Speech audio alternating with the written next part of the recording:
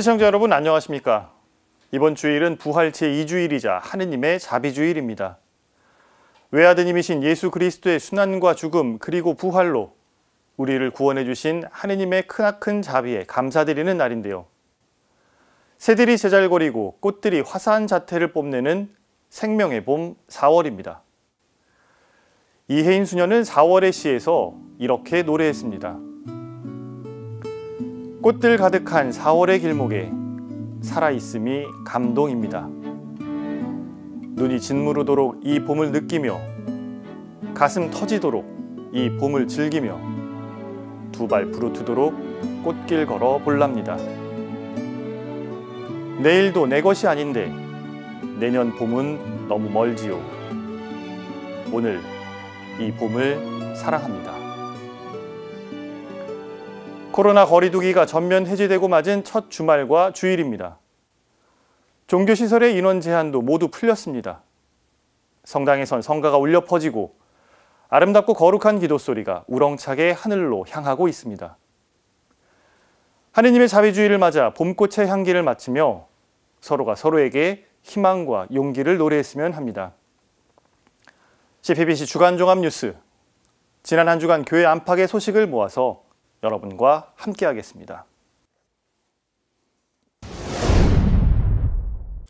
오늘 첫 소식은 영상뉴스로 시작합니다.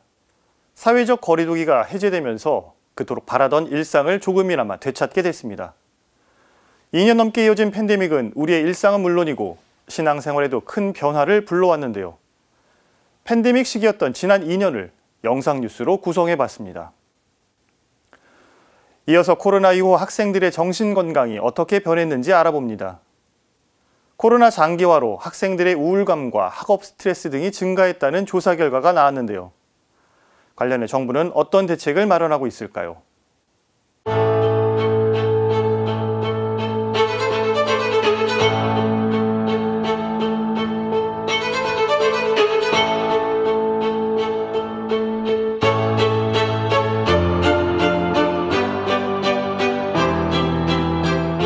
그리스도의 순환을 깊이 묵상해야 할 사순 시기에 성당에서 함께 미사를 봉헌하지 못하는 것이 무척이나 마음 아픕니다. 한편으로 성전에 함께 모여 미사를 한다는 것이 얼마나 소중한 것인지를 깨닫게 됩니다.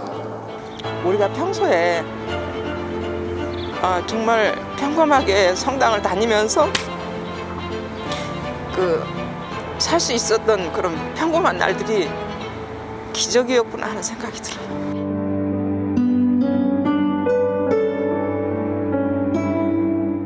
미사에 직접 참여하는 것과는 비교할 수 없겠지만 또 이렇게 영상으로나마 함께하면서 여러분들의 아쉬움을 조금이라도 채워드리면서 함께 기도할 수 있어서 좋습니다.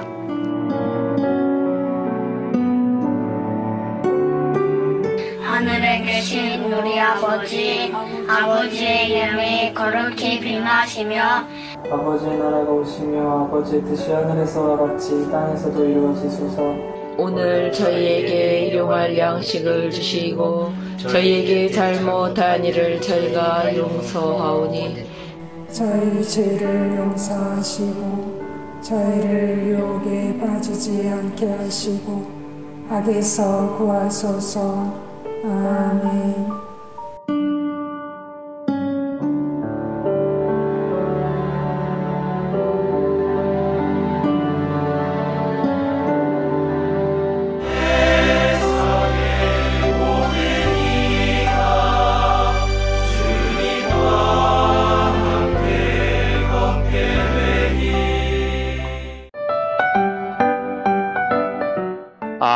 예수 형, 코로나는 왜 이래?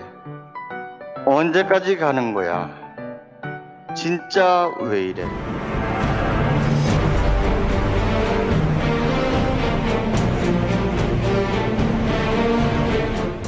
포스트 코로나 시대는 우리에게 우리 사회에 이런 새로운 기준을 요구하고 있다고 생각합니다.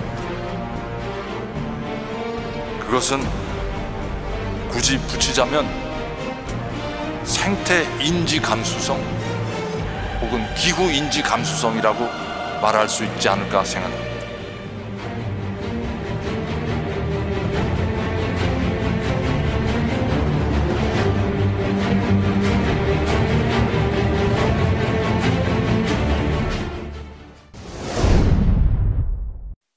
교육부가 최근 학생 정신건강 조사 결과를 발표했습니다.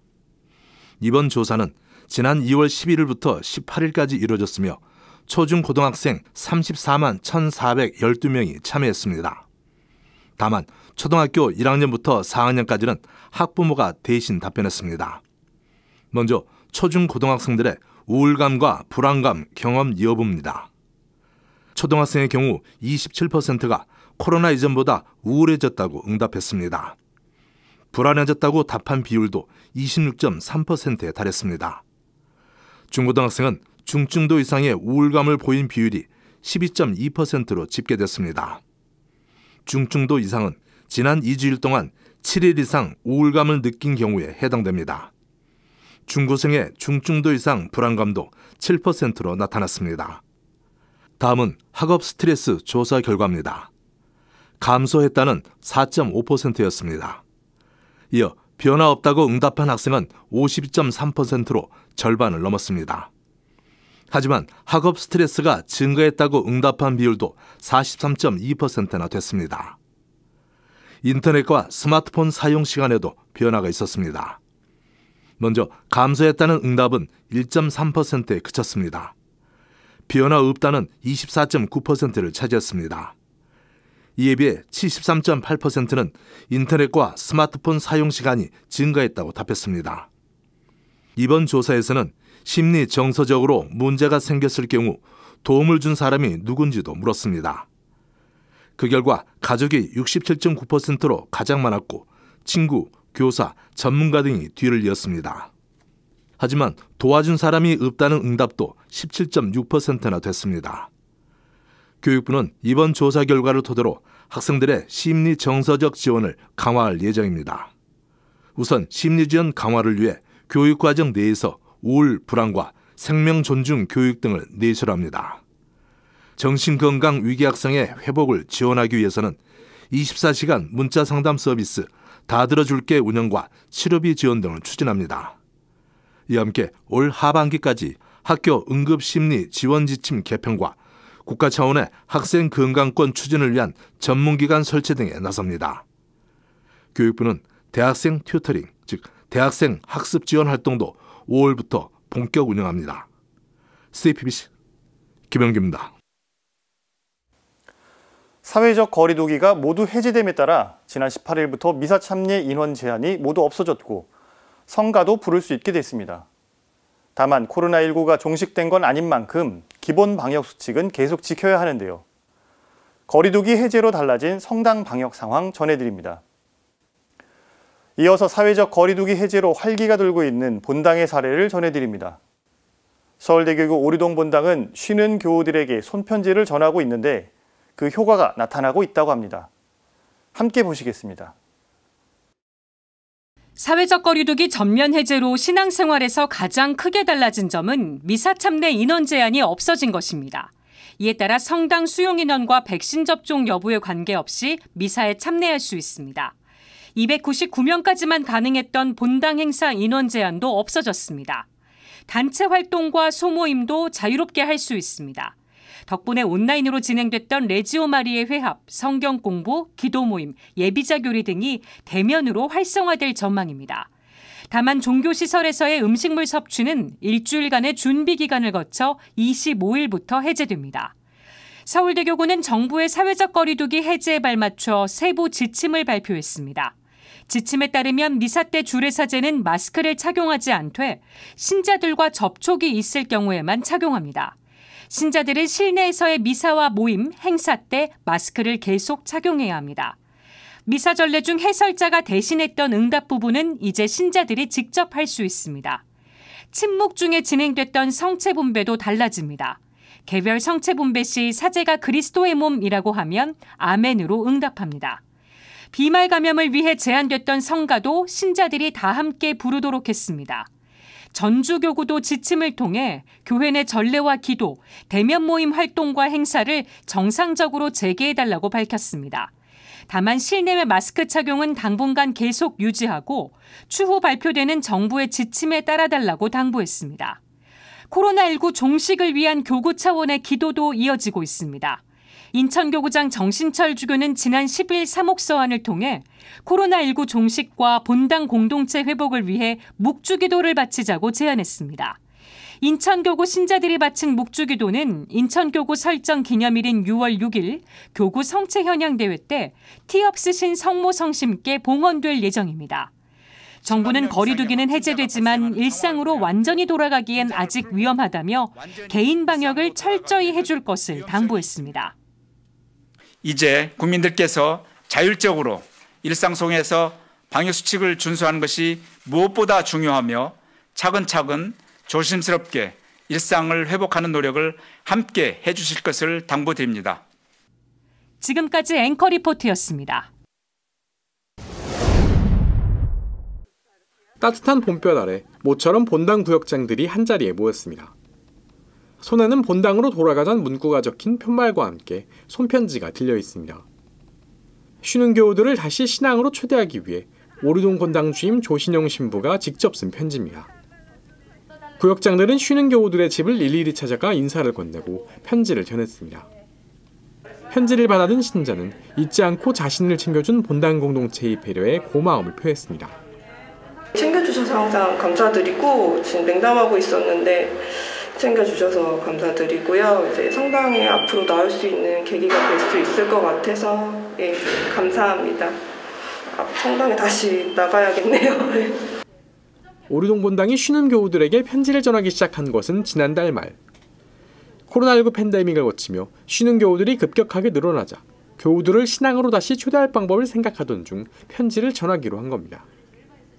편지의 내용은 조신영 신부가 직접 정했고 구역장과 반장 등이 힘을 합쳐 이를 필사해 교우들에게 전할 1000통의 편지를 작성했습니다. 하지만 편지를 전하는 과정이 마냥 수월하진 않았습니다. 김재영 씨는 전화를 드리고 찾아가도 막상 가면 냉대한 경우도 있었다며 주님께 맡겨드리는 방법밖에 없다는 생각으로 편지를 전했다고 회상했습니다. 문도 안 열어주고 뭐 없는 척하는 거죠.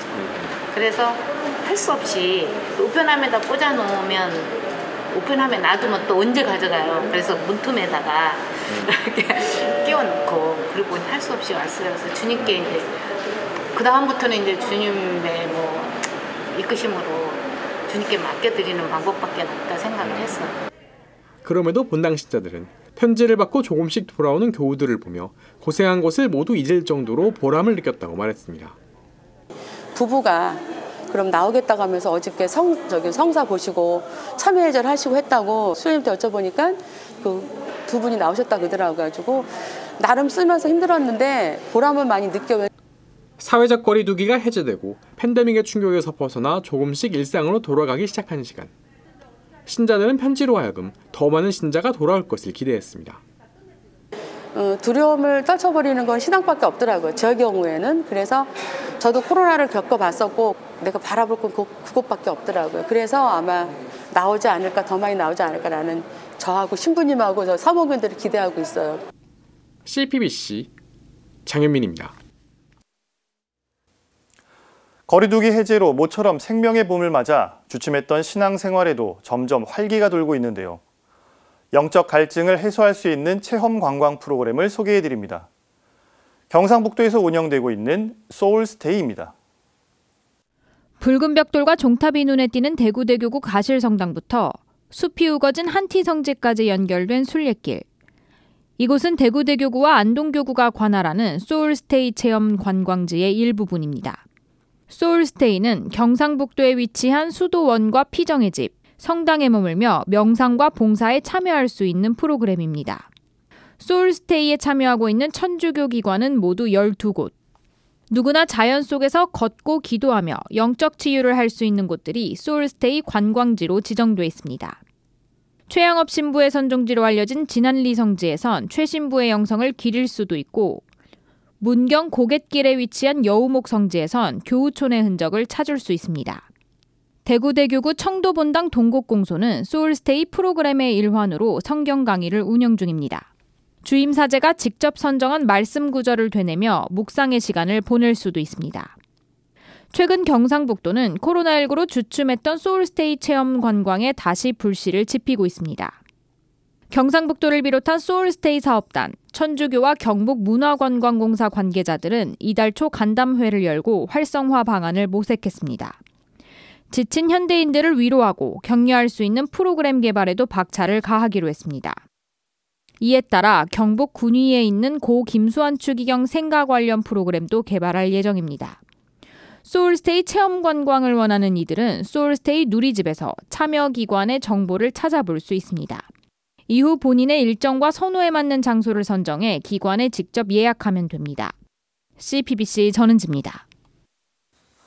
지난 20일은 42번째 맞는 장애인의 날이었는데요. 서울대교구 사회사목 담당 교구장 대리 유경춘 주교는 담화를 통해 장애인 돌봄의 책임이 가족에게 전가되고 있는 현실을 지적했습니다. 아울러 정부 정책과 함께 일선 본당의 노력도 당부했습니다. 이어서 장애인들을 적극적으로 고용해 성장을 이뤄낸 사회적 기업을 소개해드립니다. 장애인 고용 할당제에도 불구하고 기업의 장애인 고용에 여러 가지 한계가 있는 상황에서 어떻게 이를 극복하고 성장을 이뤄내고 있는지 그 비결을 취재했습니다. 유경천 주교는 담화를 통해 먼저 코로나19로 장애인과 가족, 특히 상시 돌봄과 지원이 필요한 중증 발달 장애인과 가족의 고충은 더욱 클 것이라고 위로했습니다. 유 주교는 코로나19로 변화된 생활을 하면서 발달장애인의 도전적 행동이 증가하고 사회적 관계가 축소, 단절되기도 한다고 우려했습니다. 아울러 돌봄의 기회가 줄어들고 복지시설의 이용이 제한되는 등 여러 어려움이 가중되고 있다고 진단했습니다. 유 주교는 장애인과 가족을 대상으로 하는 국가 정책과 지원 제도가 양적으로 늘기는 했지만 매년 장애인 가족의 안타까운 사건은 끊이지 않고 발생하고 있다고 지적했습니다. 그러면서 장애인 돌봄의 책임을 가족에게 전적으로 전가하는 현실이 장애인과 가족을 죽음으로 내몰고 있는 것은 아니냐고 반문했습니다. 유 주교는 이 같은 비극이 더 발생하지 않도록 무엇보다 정부 차원의 실효성 있는 장애인 돌봄 지원 정책 마련이 필요하다고 역설했습니다. 아울러 사회적 공동체인 우리도 어려움에 무관심하거나 방관하기보다는 도울 수 있는 것을 찾고 먼저 다가가기 위한 적극적인 노력을 해야 한다고 당부했습니다. 유 주교는 코로나19 이후 공공복지 서비스 사각지대에서 위기 상황에 직면한 장애인 가족이 우리 교구와 본당 공동체를 통해 필요한 도움을 받기를 바란다고 말했습니다. 또 각 본당에는 서울 가톨릭 사회복지회와 산하 사회복지시설의 전문성 활용을 권고했습니다. 본당 관할 지역 내 사각지대에 놓인 장애인 가족을 찾아 함께할 방안을 모색하고 효과적인 지원 활동을 펼칠 수 있도록 적극적으로 연대 협력하라는 것입니다. 이어 각 본당이 장애인 가족에게 삶의 여유를 되찾아주는 휴식 지원 공동체, 지치고 힘든 마음을 공감하고 위로해주는 심리 정서 지원 공동체 역할을 해달라고 당부했습니다. 유 주교는 부활하신 예수님께서 장애인과 가족에게 기쁨과 인내의 근원이 되주실 것이라고 말했습니다. CPBC 김영규입니다.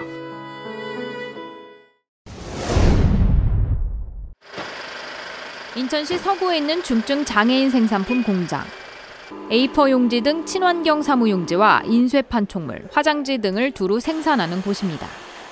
이곳에서 생산을 담당하는 이들은 대부분 중증 장애인입니다. 저희들 중증 장애인 1급, 2급입니다. 지금 모든 분들이 저희한테 딱 방문하면 장애인 어디 있습니까? 이래요. 몰라 봅니다.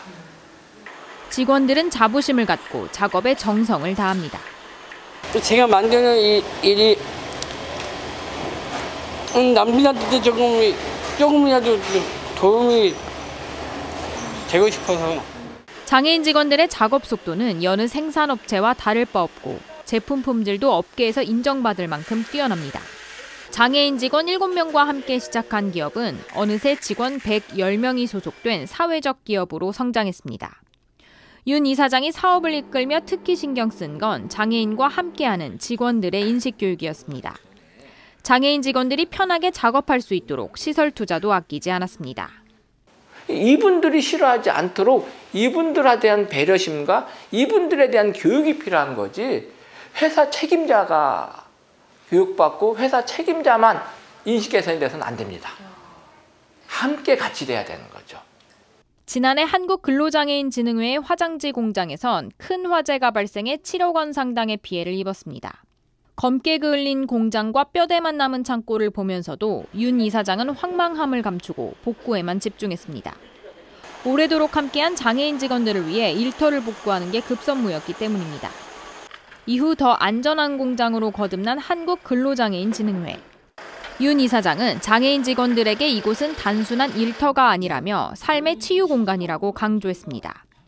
장애인들이 조금은 기다려주면 다 할 수 있다는 저는 확신이 있습니다. 여기에서 제가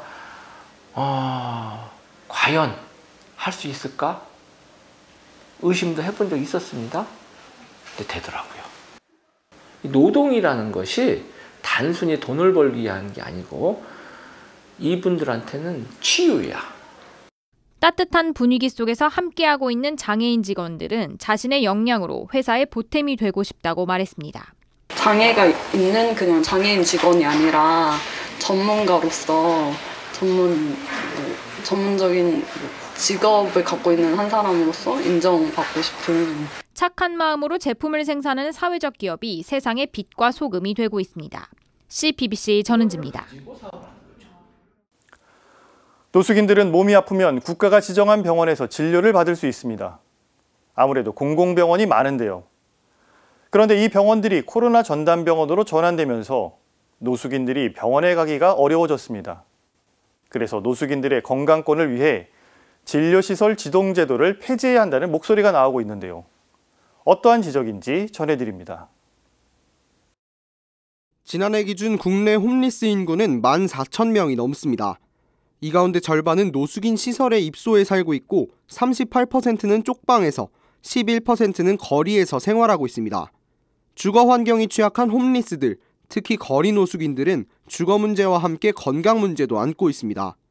최근 보건복지부가 발표한 노숙인 실태조사 결과를 보면 거리 노숙인 10명 가운데 4명은 아파도 병원을 찾지 않는다고 답했습니다. 이같이 답한 비율은 5년 전 조사보다 더 높아졌습니다. 노숙인들이 갈 수 있는 병원을 지정해 놓은 노숙인 진료시설 지정제도가 오히려 접근성을 떨어뜨리고 있다는 지적이 나옵니다. 노숙인 진료시설의 대부분을 차지하는 공공병원이 코로나 전담병원으로 전환되며 어려움이 가중됐다는 게 현장의 목소리입니다. 거의 대부분 국공립병원이 노숙인 진료시설로 이제 이용이 되고 있는데, 그런 국공립병원들이 코로나 전담병원으로 전환이 되다 보니까 안 그래도 이제 진료를 받는데 이제 제약이 있는데 코로나 상황에서는 더욱더 이제 공백이 생길 수밖에 없는 거고. 노숙인 진료시설로 지정된 곳은 지난 2월 기준 290여 곳. 국가인권위원회는 이들이 수도권에 집중돼 있거나 진료 과목이 한정돼 있어 노숙인들이 보편적 의료 서비스를 받기에 미흡한 실정이라며 제도 폐지를 권고한 바 있습니다.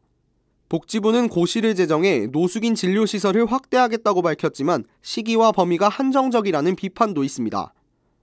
앞으로 1년 동안 감염병 주의 단계 이상의 위기경보 발령 시에 한해서 요양병원을 제외한 의료급여 기관을 진료시설로 지정하겠다는 것이 이 고시의 내용입니다. 굉장히 한시적이고 제한적인 내용으로 점철이 되어 있습니다. 노숙인을 지원하는 시민단체 홈리스 행동은 최근 새 정부의 제도의 완전한 폐지를 촉구하는 요구서를 전달하기도 했습니다. 부디 새 정부에서 홈리스도 평등하게 건강권을 보장받는 사회 구성원임을 인정하고 노숙인 진료시설 지정제도를 이번 기회에 완전히 폐지하기를 촉구합니다.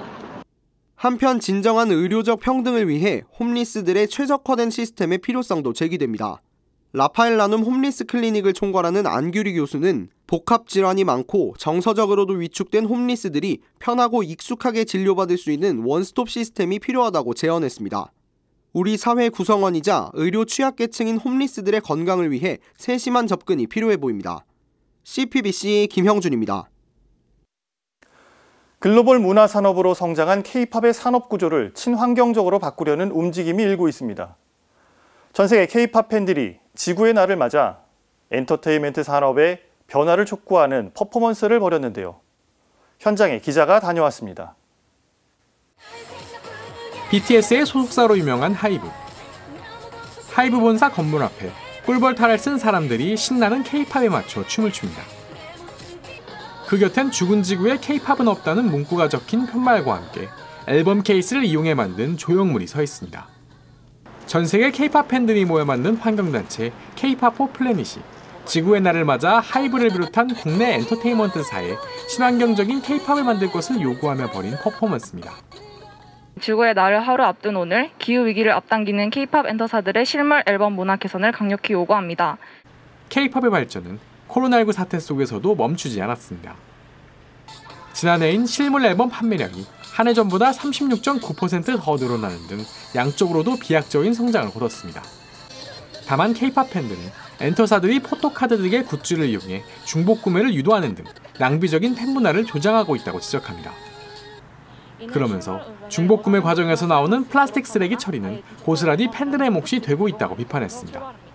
엔터사들은 같은 앨범에 종류가 다른 포토카드를 놓고 팬사인의 응모권을 걸고 실물 일반 사재기를 부추기고 그리고 그 처리에 대한 부담을 전부 팬들에게 지우고 있습니다.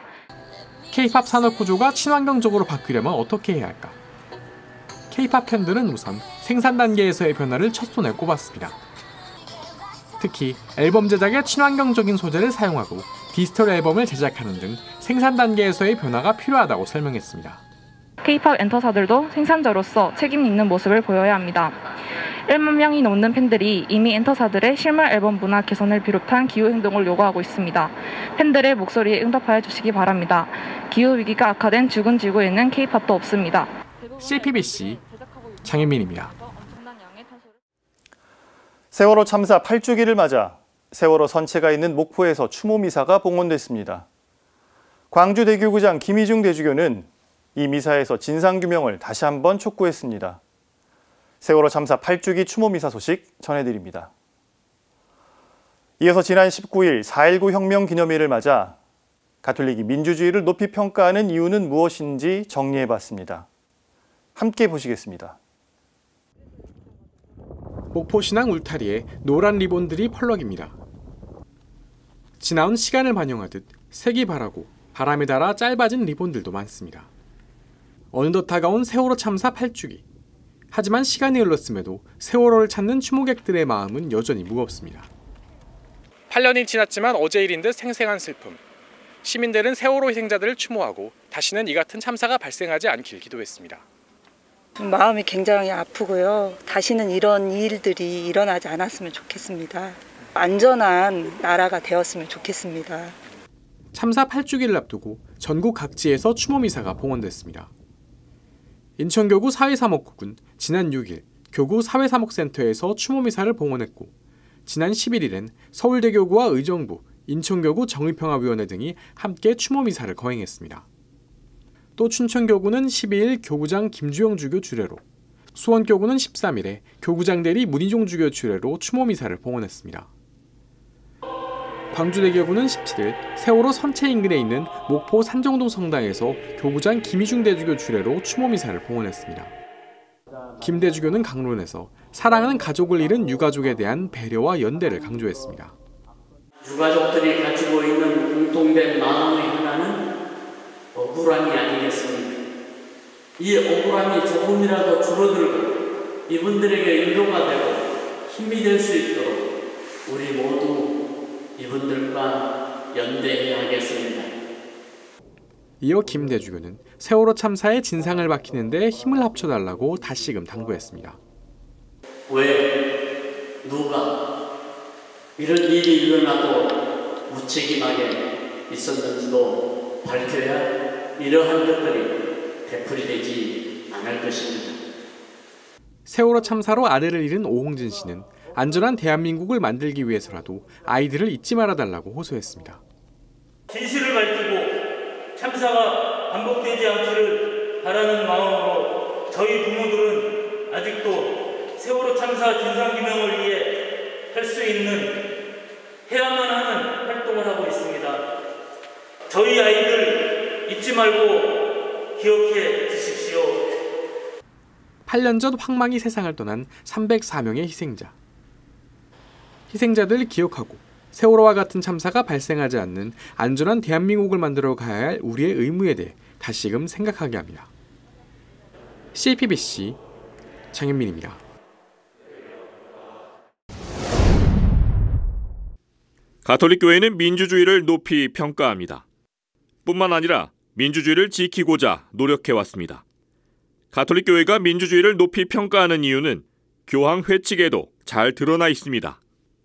성 요한 바오로 2세 교황의 회책 100주년에는 교회는 민주주의를 높이 평가하는데 이 체제는 확실히 시민들에게 정치적 결정에 참여할 중요한 권한을 부여하며 피지배자들에게는 지배자들을 선택하거나 통제하고 필요한 경우에는 평화적으로 대치할 가능성을 보장해준다고 언급되어 있습니다. 가톨릭 교회는 참된 민주주의에 대해서도 설명하고 있습니다.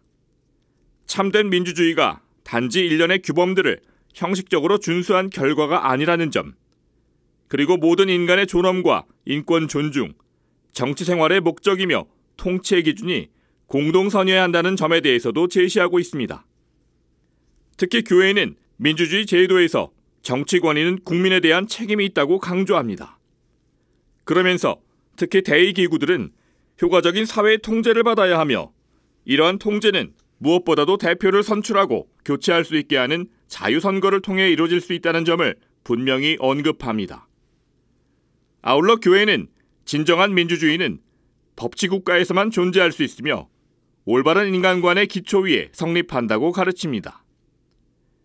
눈여겨봐야 할 점도 있습니다. 교회가 민주주의를 높이 평가하는 것은 민주주의 그 자체가 목적이라기보다는 민주주의 토대와 이를 통해 구현할 수 있는 것들 때문입니다. 인권 존중과 공동선, 정치 참여, 정보의 공유, 사회 다원주의 등을 연대와 보조성, 도덕성과 정의의 원리에 따라 실천해야 한다는 점을 전제로 하고 있습니다.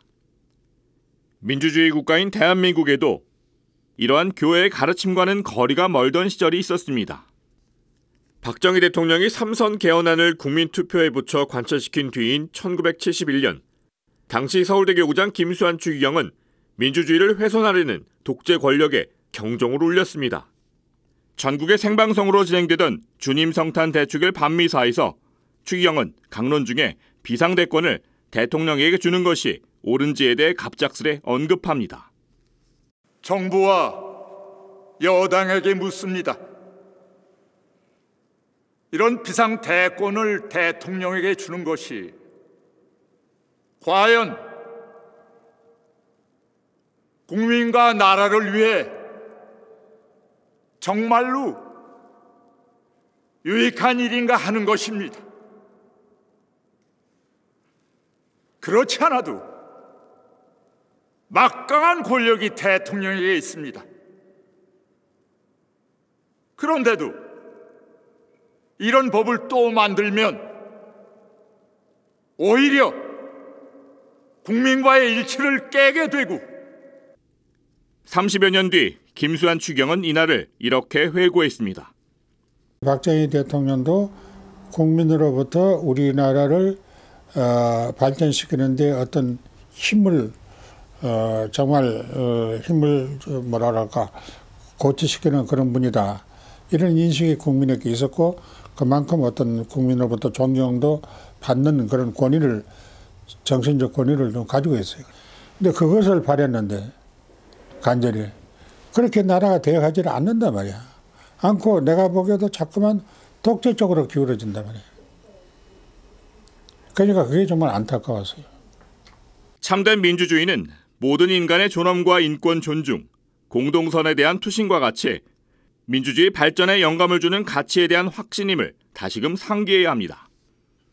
교회는 민주주의를 높이 평가할 뿐만 아니라 정권이 민주주의를 침해했을 때마다 목소리를 내온 것은 교회는 복음 정신에 입각한 인간관과 국가관, 세계관이 있어서입니다. 하느님의 모상으로 창조된 인간의 존엄성은 국가 권력도 침범할 수 없기 때문입니다. CPBC 이심입니다. 오늘 27일은 고 정진석 추기경이 선종한 지 꼭 1년이 되는 날입니다. 일주기를 앞두고 정 추기경의 생전 모습과 발자취를 담은 사진전이 열리고 있습니다. 현장에 기자가 다녀왔습니다. 별빛 같은 사람 정진석 니콜라우 추기경 사진전 개막에 맞춰 이곳 명동대성당 지하 1898 광장엔 선종 일주기를 기리는 마음들이 하나둘 이어지고 있습니다. 생전에 저술한 60여 종의 저서를 통해 고인의 상과 영성을 돌아볼 수 있는 자리도 마련됐습니다. 개막식에는 서울 대교구장 정순택 대주교를 비롯해 염수정 추기경과 교구 주교단이 함께했습니다. 정 대주교는 고인이 우리 사회와 교회에 남긴 메시지를 되새기고 그분의 삶의 향기를 쫓는 것은 매우 의미 깊게 느껴진다고 말했습니다. 우리 사회와 교회에 위로와 위안이 되어주시며 그야말로 밤하늘의 별빛 같은 삶을 정추기경께서는 사셨습니다. 이번 사진전은 그런 정추기경님의 삶을 기억하고 그 정신을 이어나가고자 하는 뜻깊은 자리라 생각됩니다. 전임 서울대교구장 염수정 추기경은 정 추기경께서는 주님의 뜻을 찾는 데서 참 행복의 길을 걸을 수 있다고 우리에게 가르쳐 주셨다고 회고했습니다. 우리 모두 주님의 뜻 안에서 행복하게 살기를 기원합니다. 정진석 니콜라우 추기경님, 오랫동안 추기경님과 함께 할 수 있어서 참 행복했습니다. 감사합니다. 고 정진석 추기경의 어릴 적 모습에서부터 은퇴 후 소소한 일상을 담은 사진 30여 점을 보고 있노라면 애틋한 그리움이 솟아납니다. 너무 그리워요. 물론 하늘나라에서 굉장히 평안하시리라 생각하고 일찍이 추도회를 맞이하여서 우리도 다 더 이 지금 나라가 상황이 이런데도 더 많이 도와주시도록 저희들도 기도하고 편안하시도록 또 기도 보태겠습니다. 일제 강점기 시절이던 1939년 7월 9살 때 천형성체를 기념해 찍은 사진. 단정한 차림의 옷 매무새와 깍지를 끼고 두 손을 모은 모습이 인상적입니다. 1942년 노기남 주교 서품식 당시 12살 소년 복사의 표정에선 제법 의젓함이 느껴집니다. 1961년 3월 사제품을 받고 첫 미사 후 가족들과 함께 했을 때도 1970년 10월 만 39살의 최연소 나이로 청주교구장에 임명되고 주교자에 착자한 후에도 지극한 효심을 드러냈던 고 정진석 추기경. 어머니 이복순 루치아 여사의 손을 꼭 잡고 활짝 웃는 표정이 마치 천상에서의 모자 상봉을 떠올리게 합니다. 1970년대 가난했지만 행복했던 청주 교구장 시절. 어린이와 청소년들의 해맑은 웃음에 둘러싸인 고인의 표정이 자유롭기 그지없습니다. 1998년 6월 서울 대교구장 착자를 위해 당시 김수환 추기경과 나란히 주교자로 향하는 한국인 두 번째 추기경으로 서임돼 모관을 수여받는 고인의 모습은 당시의 기쁨을 생생히 전하는 듯합니다. 3호 길선에서 물러난 뒤 저술 활동에 매진하며 손종하기까지 모든 이에게 모든 것이 되고자 삶을 하느님께 오롯이 봉헌했던 고 정진석 추기경. 사진전 제목처럼 별빛 같은 사람으로 우리 곁에 늘 머물러 있습니다. 정진석 니콜라우 추기경 선종 일주기 추모 사진전은 다음 달 1일까지 이어집니다. CPBC 윤재선입니다.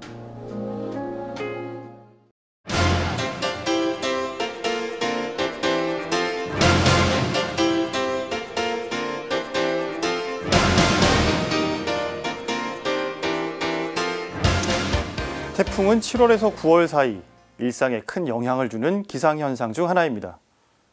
강풍과 폭우를 동반한 태풍은 주로 북태평양의 남서부에서 발생합니다.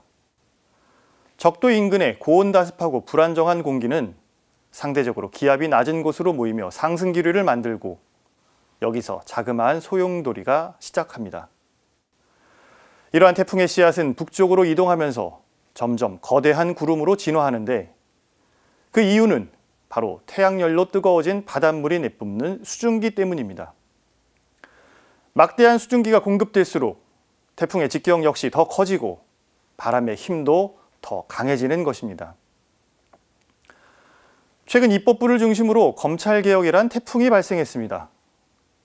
민주당은 공수처 출범 이후 2차 검찰개혁 방안으로 수사기소 분리를 위한 입법에 속도를 내고 있습니다. 찬성과 반대가 강하게 대치한 상태에서 여론 역시 이 태풍이 어디를 향할지 주목하는 형국입니다. 찬성 입장에서는 이 태풍이 그동안 독점적 권력으로 선택적 수사와 기소를 통해 부당하게 정치에 관여한 검찰을 개혁하고 법률 시장의 폐해인 전관예우가 근절될 수 있을 것으로 기대합니다. 반면 반대 입장에서는 공권력의 범죄 수사 능력 저하로 부패가 판치며 그 피해는 고스란히 국민에게 돌아갈 것이라고 경고합니다. 그런데 여기서 한 가지 분명한 것은 이러한 검찰개혁 태풍의 에너지를 공급한 것은 역설적으로 검찰 자신이었다는 사실입니다. 검찰은 스스로를 수사 전문가라고 주장하고 있으나 제19 관련 범죄에서는 아이러니하게도 그 전문성이 번번이 나타나지 않았습니다.